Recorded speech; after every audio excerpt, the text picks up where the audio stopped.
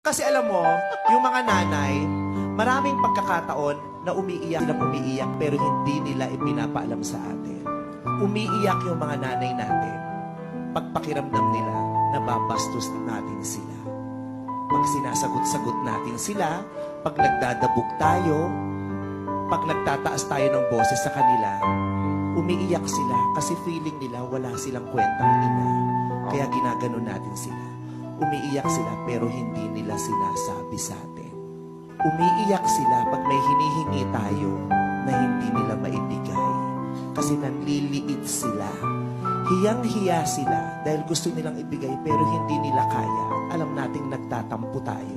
At pag hindi nila maibigay yun, umiiyak sila pero hindi nila sinasabi. Umiiyak yung mga nanay natin pag nag-aaway-away tayo magkakapatid.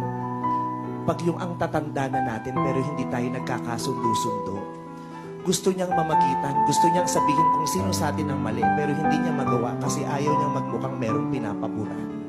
Nahihirapan siya pag nag-aaway-away tayong magkakapatid.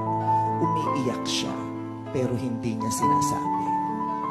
At panghuli, umiiyak yung mga nanay natin dahil kahit umiiyak sila, wala tayong pake. Maraming pagkakataon na umiiyak yung mga nanay natin pero hindi nila sinasabi.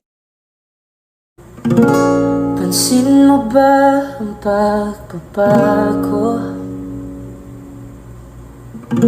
Di matitigan ng iyong mga mata.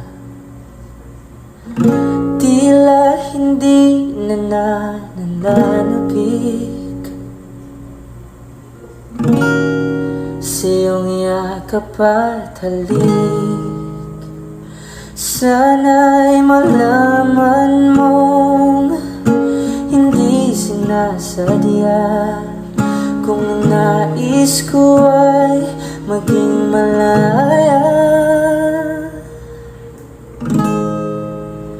di lang ikaw, hindi lang ikaw ang nahihirapan. Damdamin ko rin naguguluhan, di lang ikaw, hindi lang ikaw nababahala, bulong ng isip.